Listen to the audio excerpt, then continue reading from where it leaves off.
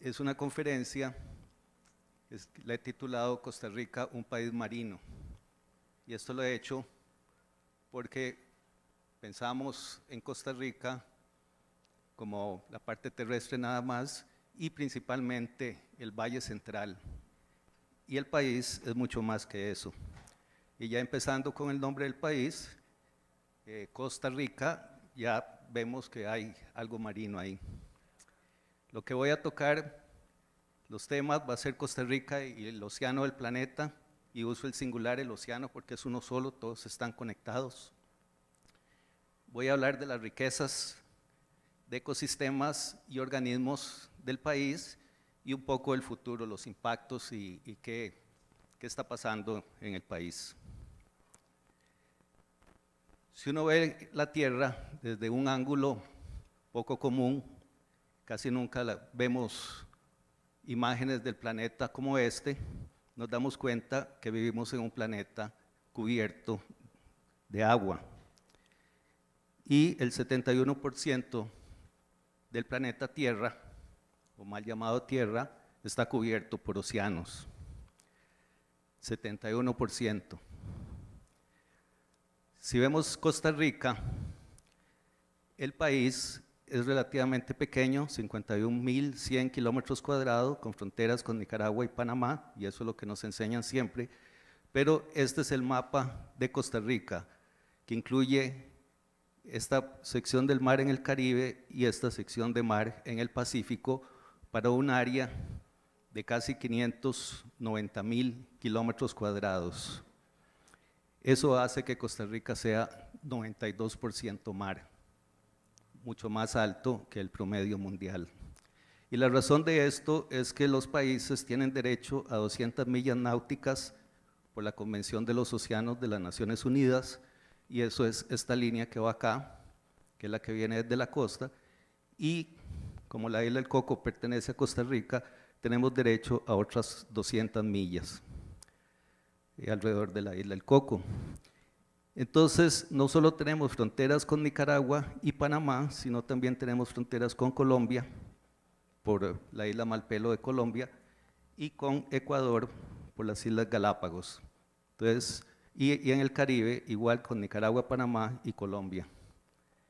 Entonces, esos son los países fronterizos nuestros. Tenemos fronteras con 4 países, no con 2 como se enseña normalmente. Esta figura lo que muestra es qué porcentaje del planeta está entre 0 y 1000 metros de altura, entre 1000 y 2000, 2000 y 3000, etc. Y este es el porcentaje. Y aquí es hacia abajo, qué porcentaje del planeta está entre 0 y 1000 metros de profundidad, 1000 y 2000, y así sucesivamente. Aquí nos damos cuenta que el área más grande del planeta en que vivimos está entre los 3000 y los 6000 metros de profundidad. Ese es el área, aquí si sumamos todo esto, da casi el 50% de toda la superficie del planeta está a esas profundidades, entre 3000 y 6000 metros de profundidad. Esa profundidad, la oscuridad es total y la temperatura es de 2 grados centígrados.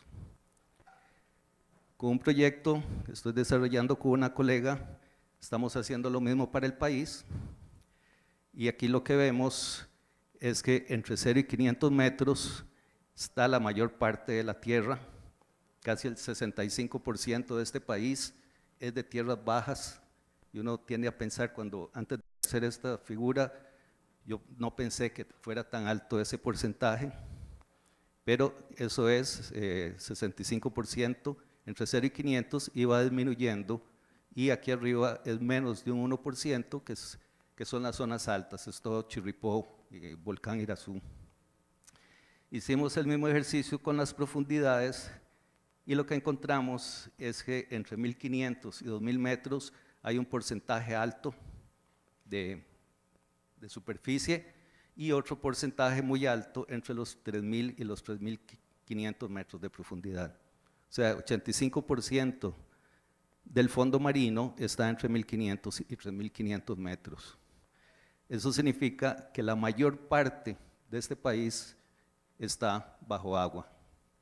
Y si ustedes alguna vez quieren mostrarle a alguien lo más representativo de Costa Rica en términos de área, lo que tienen que mostrar es una foto de un fondo lodoso a unos 3.000 metros de profundidad, 2 grados centígrados y en oscuridad total. Eso es lo más grande que tenemos en Costa Rica.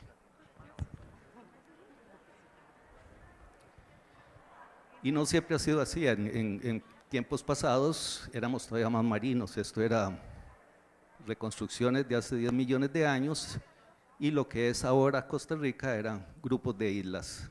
Y eso se ha estudiado, los geólogos lo han estudiado y se encuentran formaciones geológicas marinas en muchas partes del país. Aquí cerca en Tarrazú, en Tarrazú, Aló, hay hola.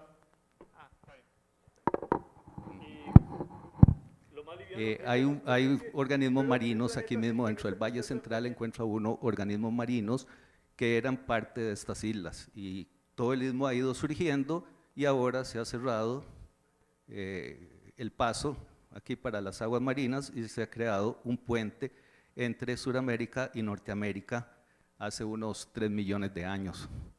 Y una de las razones por las cuales este país es tan diverso es porque en esta sección de Centroamérica encontramos la distribución más al sur de organismos del norte y la distribución más al norte de organismos del sur. Entonces aquí hay una mezcla de faunas que hace que sea un país muy, muy rico en diversidad. Si vemos una definición de qué es una zona costera, y esta es una definición tomada del capítulo 17 de la Agenda 21 de la Conferencia de Naciones Unidas sobre Medio Ambiente y Desarrollo, lo definen como una franja de 60 kilómetros. Y hice el ejercicio de ver a qué distancia está San José de la costa pacífica y estamos a 54 kilómetros. Entonces, por esa definición, San José sería una ciudad costera. Y desde muchos puntos de San José y de Heredia se ve el Golfo de Nicoya, entonces también podemos decir que tenemos vista al mar. Y el punto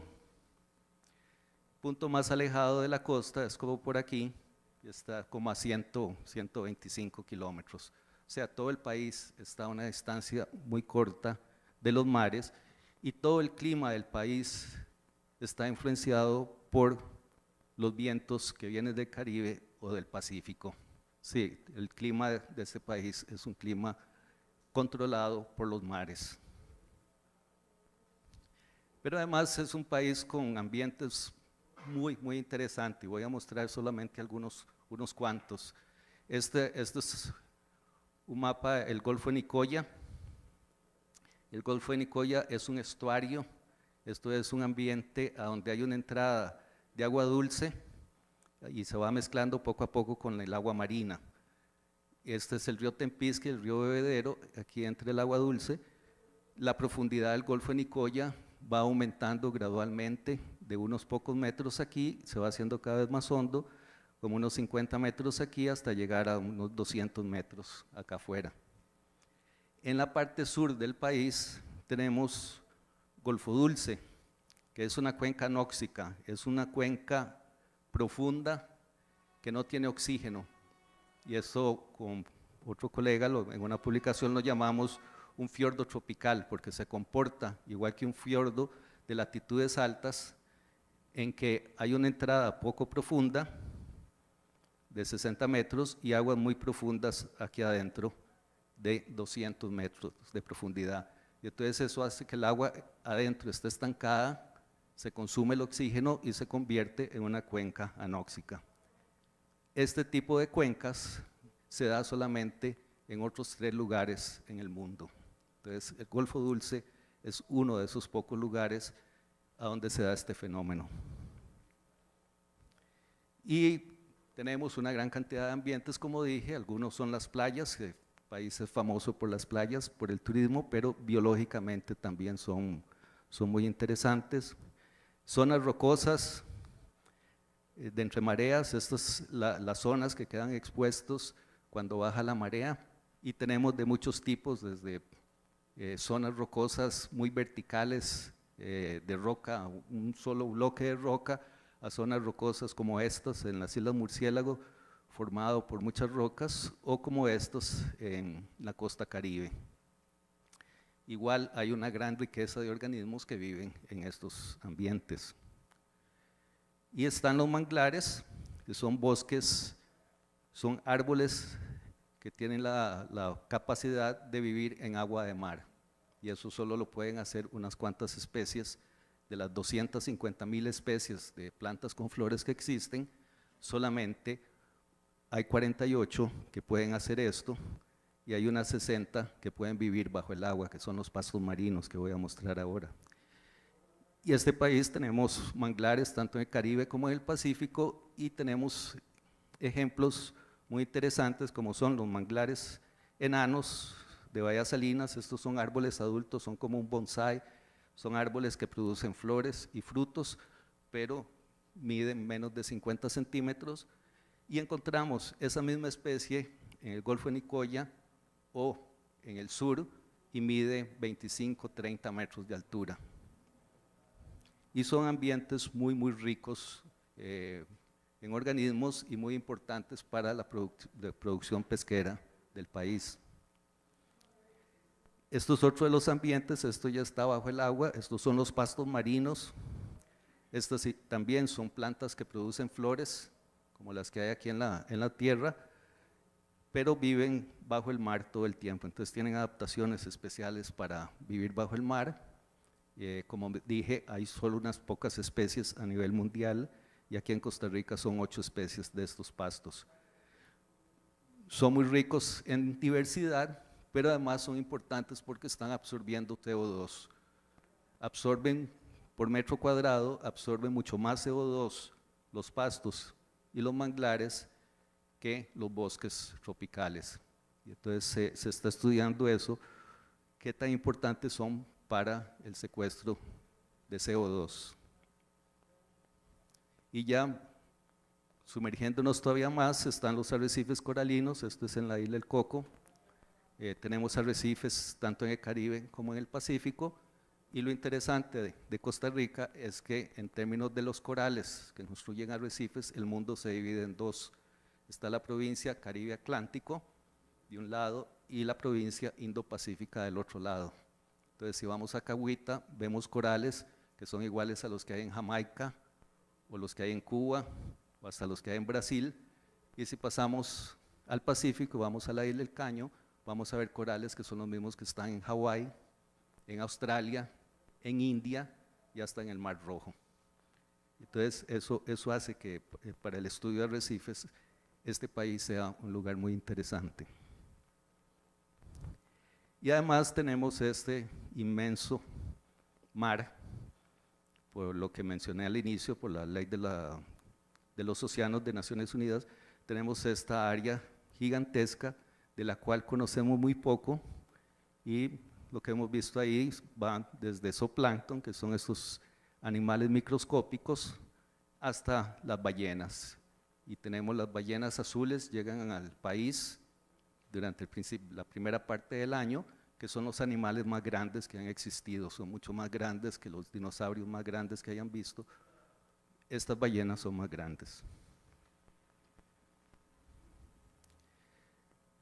Entonces tenemos esa cantidad de agua, pero además todos estos fondos marinos de los cuales se conoce muy, muy poco, y esos fondos, como mostré en la figura al inicio, son las áreas más grandes. Aquí son las extensiones más grandes de este país, casi el 60% del país es esto, y hasta esas profundidades, entre 1.500 y 3.000 metros de profundidad. Y aquí vemos varios rasgos interesantes. Una es la cordillera del Coco, que es esta que viene desde las Islas Galápagos, y dentro del territorio nacional esa cordillera tiene 700 kilómetros, lo que la hace en la cordillera más grande del país, mucho más grande que Talamanca y mucho más grande que cualquier otra cordillera en Centroamérica. Y eso es un colega geólogo ha estado dando conferencias sobre eso, porque es el tipo de información que tenemos que estar usando ahora Todo esto es parte del país, de la misma forma que hablamos de Talamanca y la cordillera volcánica central, hay que hablar de esta cordillera. Y aquí lo otro que vemos interesante, esta es la fosa mesoamericana. Todo esto de este lado es la placa del Coco, que se está hundiendo debajo de la placa del Caribe. Y eso es lo que genera los volcanes, los temblores más fuertes que tenemos es por el hundimiento de esta placa debajo de la otra. Pero además esta placa viene con volcanes, todos estos puntos son volcanes y además esta cordillera y todo esto se está hundiendo debajo de la otra placa y periódicamente tenemos esos temblores de magnitudes mucho más alta y es cuando alguna de estas montañas pega ahí y pega un brinco una placa con la otra. Y aquí se ven cicatrices de donde han entrado esas montañas y aquí de un deslizamiento de gran magnitud, probablemente generado por el terremoto de Nicoya de la década de los 50. Y eso debe haber generado un tsunami, un deslizamiento de ese tamaño. Y en esas aguas profundas encontramos ventanas frías y ventanas hidrotermales. Estos son lugares donde están saliendo líquidos, en este caso fríos, muy ricos en minerales. En esos minerales hay bacterias y de esas bacterias se alimentan una gran cantidad de animales. Esto es un grupo de gusanos, estos son gusanos con unos bivalvos como mejillones y viven organismos ahí.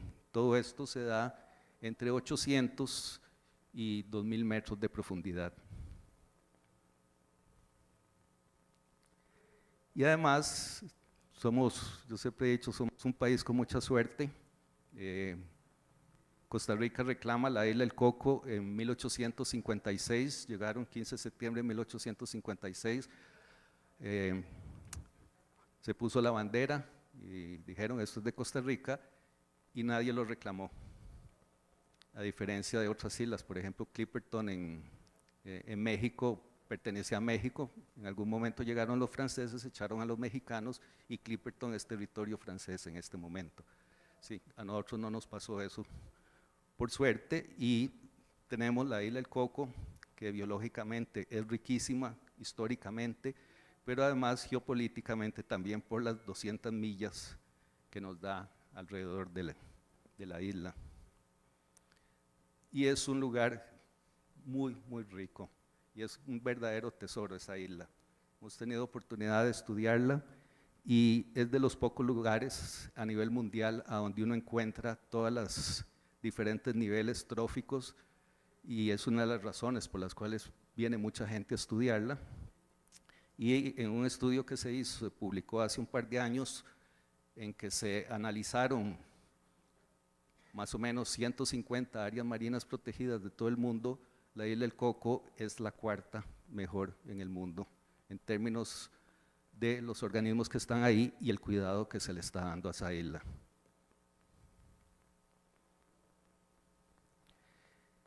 Además de los ecosistemas que tenemos muy ricos, tenemos una biodiversidad marina también bastante rica. Esto es producto de un libro que editamos un colega y yo, y en ese libro encontramos que hay 6.778 especies marinas, más en el Pacífico que en el Caribe, y cuando hicimos los números, comparamos con cuántos organismos marinos hay a nivel mundial, encontramos que 3.5% de la biodiversidad marina del planeta está aquí en Costa Rica. En términos terrestres, en este país está el 4.5% de las especies conocidas en el ambiente terrestre y en el ambiente marino 3.5%. Eso es bastante alto. En esta figura lo que hicimos fue comparar el número de especies, las 6.000 y resto, con otros países de América Latina. Y entonces Chile tiene más de 8.000, Brasil más de 7.000, y claro, son países muy grandes. Entonces hicimos un índice que es el número de especies por kilómetro de costa, y lo hicimos también por kilómetro cuadrado de fondo marino, y Costa Rica destaca. Sí, es un país mega diverso en términos de la cantidad de especies que hay en un área relativamente pequeña. Pero todo eso lo estamos afectando. O sea, hay un impacto muy grande en todos los ecosistemas marinos. Uno de los importantes es la alteración de la costa, esto es allá por Ocotal, a donde están terraceando toda una montaña. Vienen las lluvias, todo eso va a los ríos, afecta a los ríos y eso va al mar, afectando los mares. Otro es la contaminación, las aguas negras y aguas hervidas, aguas con aceite y todo de la ciudad van directamente al mar. Hay basura en el mar que está afectando. Hay mucho sedimento, esto es en Golfo Dulce y aquí se ve la pluma del sedimento del río Esquinas que está por acá y se ve aquí el remolino de los sedimentos y esto que está aquí es un arrecife coralino que está totalmente muerto ahora por la cantidad de sedimentos. Entonces eso está afectando, el arrecife Cahuita está siendo afectado por sedimentos y estos son solo algunos ejemplos de impactos humanos. Y uno de los que está afectando más es la pesca ilegal o sin control, en algunos casos es legal pero no hay ningún control, está afectando todas las áreas marinas de este país. Y el problema con la pesca es que se están extrayendo los carnívoros tope y eso trae como consecuencia en cascada toda una serie de efectos sobre el ecosistema. Encima de todo eso tenemos cambio climático y ahí con el calentamiento global se están calentando los océanos, eso tiene como consecuencia que aumente el nivel del mar y por la disolución del CO2 en el agua de mar está cambiando el pH, entonces se le llama acidificación de los océanos y al cambiar ese pH está afectando de caracoles y de otra gran cantidad de organismos marinos. Aquí lo que tenemos son las áreas marinas protegidas del país y lo que se protege es muy poco. El último dato que encontré, incluyendo el nuevo área marina alrededor de la isla del Coco, es del 2,8% del área marina está protegido. La meta mundial es llegar al 10%. En la tierra tenemos protegido más o menos el 25%, pero en el mar estamos todavía muy lejos. 2,8 en uno de los documentos que revisé, 1,1 en otro de los documentos. O sea, necesitamos más áreas marinas protegidas. Y eso es importante porque lo que hemos visto es que en las áreas protegidas y las que están bien protegidas es el último refugio de muchas especies. Esto es una fotografía en la isla del Caño, donde todavía encontramos cambutes grandes, o esto en Cahuita hace unos años, donde habían langostas. Ya fuera de las áreas protegidas uno no ve eso y muy triste y desafortunado que en muchas de las áreas protegidas a donde estábamos viendo estos organismos ya no están. Si por la pesca ilegal están siendo extraídos. Y ya para concluir, Costa Rica es mucho más mar que tierra y espero que los haya convencido de que es un país marino. Tenemos una gran riqueza marina, tanto de ambientes como de organismos. Todavía falta muchos estudios. Se realizan una gran cantidad de estudios, pero falta mucho más, falta más gente y más apoyo a la investigación marina. Tradicionalmente, este país ha vivido de espaldas al mar y es muy poco el apoyo para estudiar los mares y además es mucho más complicado que en la tierra. Se necesitan barcos y para estudiar las zonas profundas se necesitan barcos muy grandes y eso ya solo se logra con colaboración internacional. El país no tiene la capacidad de tener barcos de investigación que cuestan entre 30,000 y 50,000 dólares el día para que un barco de esos funcione. Entonces, ahí lo que hacemos es colaboración internacional. Y después también monitoreo, se monitorean algunos ecosistemas, algunos arrecifes del país, pastos y algunos manglares, pero hay que tener más programas de monitoreo y hay una iniciativa en el sistema conservación para empezar a hacer un monitoreo en las áreas marinas protegidas. Hay muchos impactos naturales y humanos, como los que mostré, y mostré solo una parte, hay todavía más, hay contaminación y hay otros, que eso también hay que empezar a trabajarlo, y uno de los problemas es que la mayor parte de esos impactos se generan en tierra, no en el mismo mar. Si lo que hacemos nosotros aquí en San José va a dar a los ríos, y esos ríos van a salir al Golfo de Nicoya, y ahí es donde va a quedar toda la basura que tiramos aquí en San José, va a terminar en el Golfo de Nicoya. Y yo siempre he dicho que falta mucho más áreas marinas protegidas. Si el área que está protegido es pequeño y se necesitan no solo en la costa, sino también en las zonas profundas, y que incluyan la columna de agua y los fondos. Todas esas áreas gigantescas que les mostré, que es este país, no hay protección ahí. Y el problema es que muchas de estas áreas marinas protegidas son en el papel nada más. Están definidas en un decreto, un límite, pero no hay protección. Necesitamos mucho más protección y eso es muy caro, pero es fundamental. Y hay que controlar toda esa pesca ilegal, la que no es reportada, y la que es legal, que no es sostenible, se debe controlar para poder mantener estas áreas marinas protegidas, que, como dije, es el último refugio de la gran mayoría de especies que tenemos. Y con eso termino. Muchas gracias, y si hay alguna pregunta, con gusto.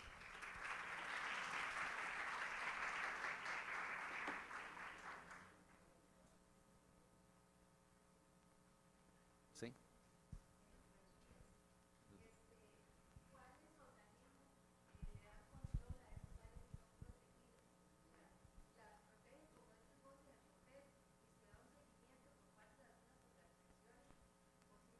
Ajá. Sí, todas las áreas marinas protegidas son del Ministerio del Ambiente, y dentro del Ministerio del Ambiente el Sistema Nacional de Áreas de Conservación, y dentro de eso están en parques nacionales, refugios de vida silvestre, reservas biológicas, etcétera, ¿verdad? Hay toda una serie de categorías, y dependiendo de esa categoría hay actividades que se pueden desarrollar. En los parques nacionales está prohibido totalmente la pesca, y sin embargo uno ve pesca en muchos parques, ¿verdad? Y eso es un problema en todo el país.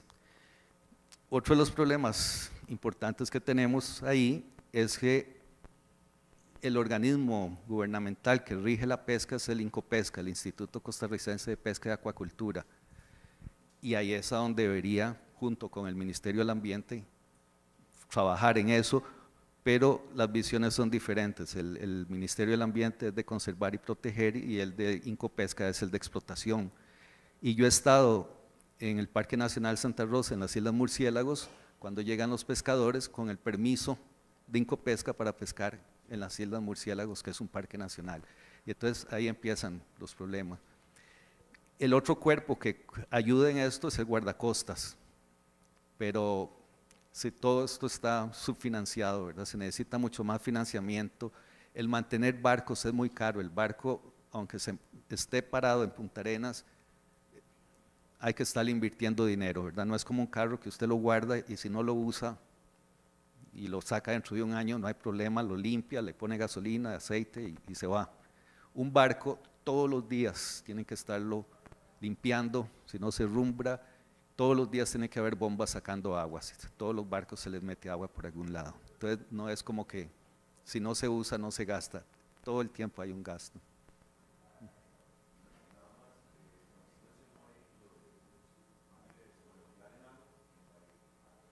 Salino.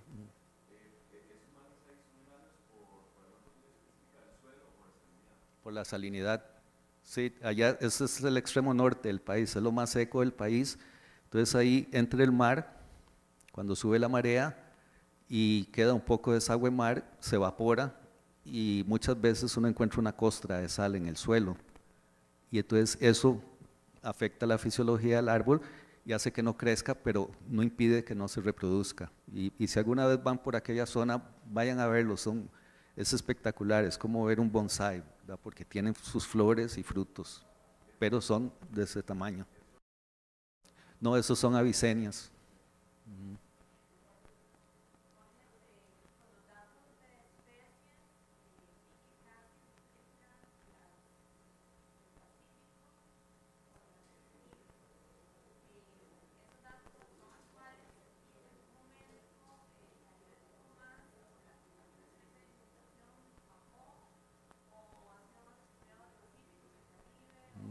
Ujú.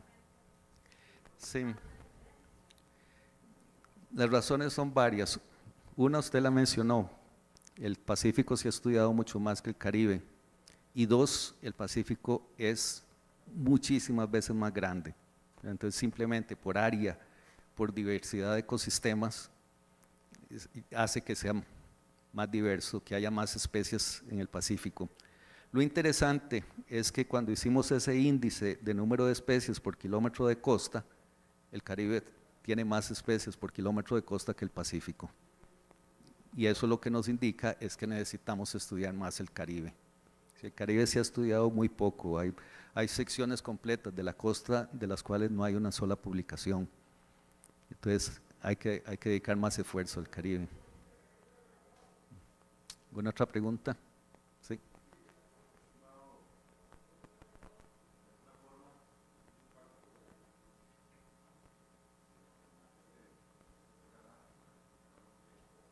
Ujú, ujú.